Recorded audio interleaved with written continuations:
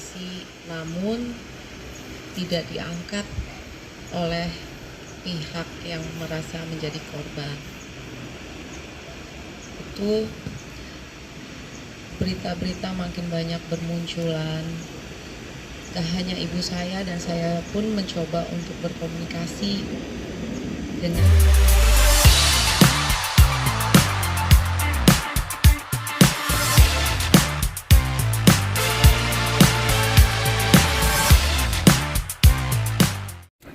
untuk mendengarkan dia curhat dan menyampaikan apa hal-hal yang mungkin saja tidak sesuai dengan pemberitaan yang beredar. Dan untuk itu saya tidak pernah mundur. Saya akan terus mengawal kasus ini walaupun bukan sebagai kuasa hukum dari kasus KDRT, tapi saya terpanggil juga untuk mendampingi keluarga karena ini sudah berdampak sangat luar biasa terhadap keluarga besar Mas Ferry.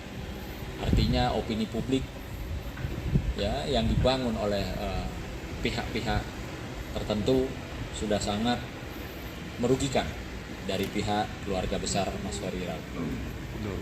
Yang dimana juga saya ingin menghimbau dalam kesempatan ini kepada masyarakat khususnya bahwa kita tidak boleh menjustifikasi, menghakimi, menghujat orang sebelum ada kepastian hukum. Apakah Mas Ferry itu bersalah dalam tindakan dugaan KDRT ataukah tidak? Artinya opini yang dibangun itu juga sudah di luar daripada dugaan pasal-pasal yang dilaporkan, yaitu pasal KDRT terkait dengan kekerasan fisik dan kekerasan psikis. Tentunya nanti Bang Agustinus akan menyampaikan apa sih itu kekerasan fisik dan kekerasan psikis dan bagaimana proses yang baik dan benarnya secara hukum untuk memenuhi seseorang dianggap tersangka atau telah melakukan perbuatan tersebut. Saya sempat dihubungi oleh Mas Ari. Mas Ari pun juga sedih dikarenakan pemberitaan yang sudah luar biasa yang dibangun opininya tidak sesuai dengan fakta.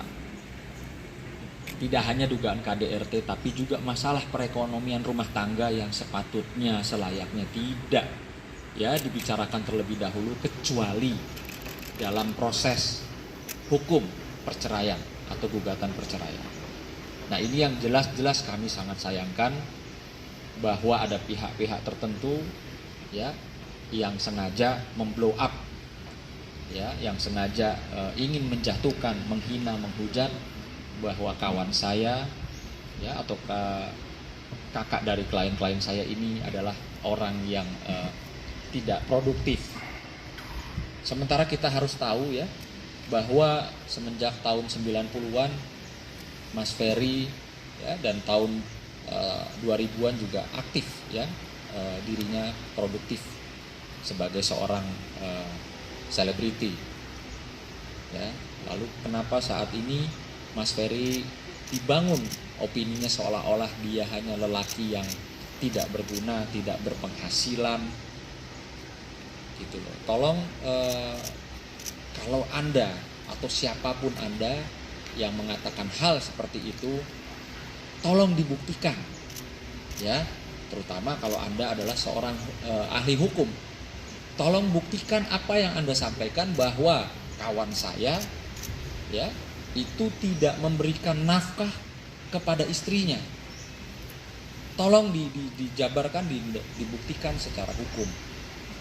Artinya jangan hanya bacot, membangun opini publik, merendahkan seseorang untuk meninggikan diri, untuk merasa dirinya seorang pahlawan. Kalau saya boleh jujur, saya sampai detik ini belum pernah dilaporkan KDRT oleh istri saya, oleh pacar saya, oleh selingkuhan saya atau siapapun. Jadi dalam hal ini kita tidak usah melebar kemana-mana. Kenapa? Kalau melebar kemana-mana membangun opini yang buruk terhadap seorang Ferry Irawan, ini berdampak kepada keluarganya. secara psikis. Maka keluarga pada saat itu kemarin berkumpul ya, lengkap ya Mbak ya. Dari kakak pertama, kedua, ketiga, keempat sampai semua keluarga berkumpul karena ini sudah tidak bisa dibiarkan.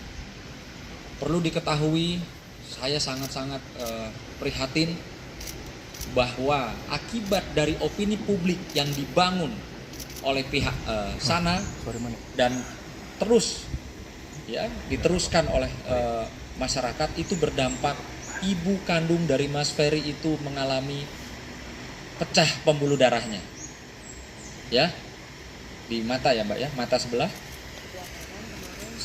kayaknya yang kiri juga udah mulai ada yang pecah juga di situ. Kejadian itu saat mendengar pertama kali memang ibu saya cukup, manapun namanya seorang ibu mendengar berita tersebut seperti ditimpa sesuatu yang besar. Dan saat itu juga ibu saya mencoba untuk berkomunikasi, namun tidak diangkat oleh pihak yang merasa menjadi korban. Itu berita-berita makin banyak bermunculan. Tak hanya ibu saya dan saya pun mencoba untuk berkomunikasi dengan yang katanya itu korban. Namun tidak diangkat juga. Saya coba WA juga tidak ada respon, tapi WA-nya sudah dibaca. Saya saat itu bingung. Ini kenapa? Apa yang terjadi? Atau apa yang sudah dilakukan? Saya pikir kalau namanya keributan itu pasti ada di setiap dalam rumah tangga. Hanya kita tuh terus berimajinasi, ini kenapa? Karena kita cuma dikirimkan sebuah foto. Lalu di situ saya cuma bisa menenangkan ibu saya. Saya nggak bisa bicara banyak. Saya cuma bilang, "Mam, tolong tenangin. Kita juga nggak tahu apa-apa." Yang pasti saat itu karena saya mengurus ibu saya dari keadaan beliau sakit sampai menjalani operasi dan masa pemulihan, itu semua saya yang lakukan dengan kakak-kakak saya. Sabar ya. Dan setelah itu lalu saya mencoba mencari tahu dari sana sini, termasuk saya juga menghubungi Ibu Made Ayu. Lalu jawabannya tidak diangkat juga dan tidak ada respon apa-apa saat itu.